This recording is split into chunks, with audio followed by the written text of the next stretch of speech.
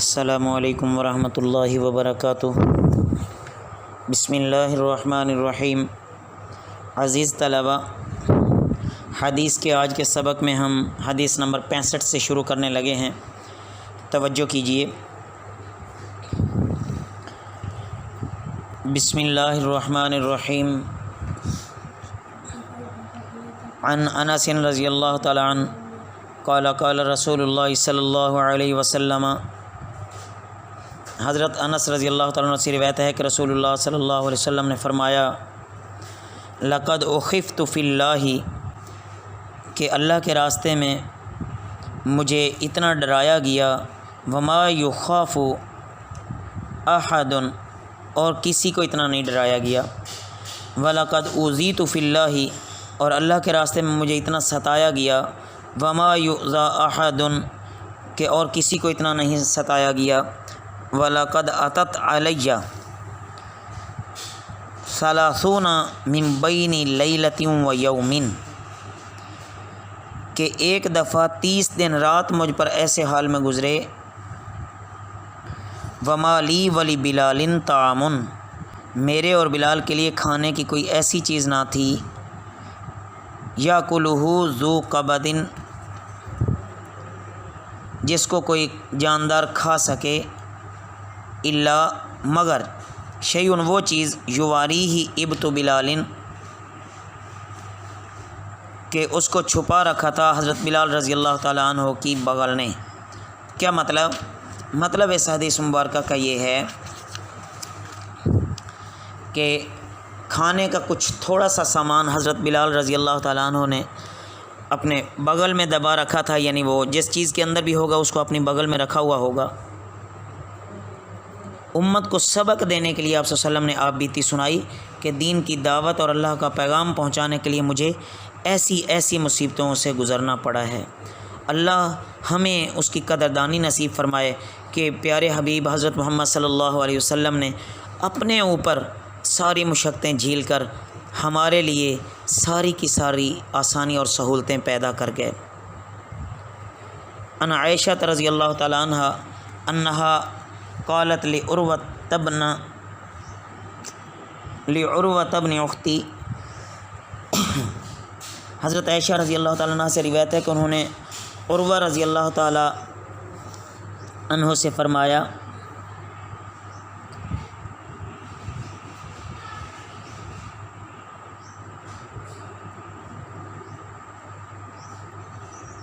ان کننا لننظر الی الہلال ثلاثۃ اہلۃ فی شہرین، ہم کبھی کبھی لگاتار 3 چاند دیکھ لیتے ہیں، وما اوقدت فی ابیات رسول اللہ صلی اللہ علیہ وسلم، اور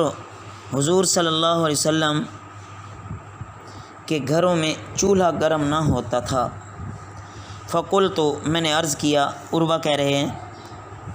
ما کان یعیشکم، پھر آپ لوگوں کو کیا چیز زندہ رکھتی تھی؟ قالت، امی عائشہ رضی اللہ تعالیٰ عنہ نے فرمایا، الاسودان التمر والماء، کہ 2 سیاہ، کیا مطلب 2 سیاہ چیزیں، کہ پانی اور کھجور کے دانے، الا انہ قد کان لرسول اللہ صلی اللہ علیہ وسلم جیران، البتہ رسول اللہ صلی اللہ علیہ وسلم کے بعد انصاری پڑوسی تھے، من الانصاری، انصاریوں سے، کان لہم منائح، ان کے ہاں دودھ دینے والے جانور تھے، وکانوا یمنحون لرسول اللہ صلی اللہ علیہ وسلم فیسقینا، وہ آپ صلی اللہ علیہ وسلم کے لیے بطور ہدیہ کے بھیجا کرتے تھے، اور ہم اس کو، اور اس میں سے آپ ہم کو بھی دیتے تھے، آپ صلی اللہ علیہ وسلم ہم کو بھی پلاتے تھے یا دیتے تھے۔ مطلب یہ ہے کہ تنگی اس قدر تھی کہ حضور صلی اللہ علیہ وسلم کے گھر والوں پر 2 مہینے ایسے گزر جاتے تھے کہ کسی قسم کا اناج بلکہ پکنے والی کوئی چیز بھی گھر میں نہیں آتی تھی، جس کی وجہ سے چولہا جلانے کی نوبت ہی نہیں آتی تھی، بس کھجور اور پانی پر گزارا چلتا تھا۔ اور جو صحابہ تھے اور جو آپ صلی اللہ علیہ وسلم کے انصار صحابہ میں سے جو پڑوس والے تھے، ان کی اپنی دودھ وغیرہ کا ان کا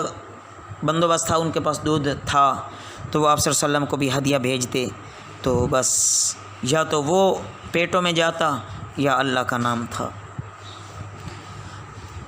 عن ابن عباس رضی اللہ تعالیٰ عنہ قال کان رسول اللہ صلی اللہ علیہ وسلم یبیت اللیالی المتتابعۃ۔ حضرت عبداللہ بن عباس رضی اللہ تعالیٰ عنہ سے روایت ہے کہ رسول اللہ صلی اللہ علیہ وسلم کی بہت سی راتیں پے در پے اس حالت میں گزریں، المتتابعۃ طاویاً ہوا و اہلہ، آپ صلی اللہ علیہ وسلم اور آپ صلی اللہ علیہ وسلم کے اہل لا یجدون عشاء، کہ ان کو رات کا کھانا نہیں میسر آتا تھا، وَإِنَّمَا كَانَ عَشَاؤُهُمْ خُبْزُ الشَّعِيرِ،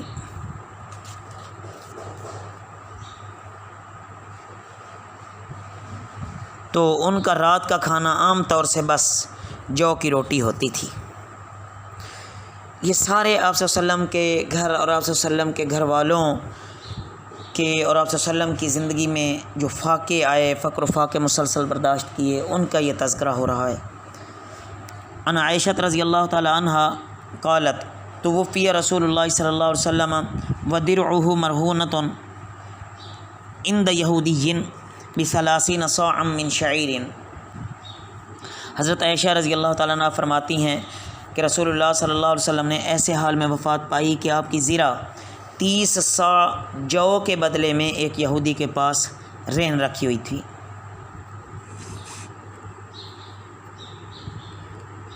مطلب یہ ہے اس حدیث مبارکہ کا،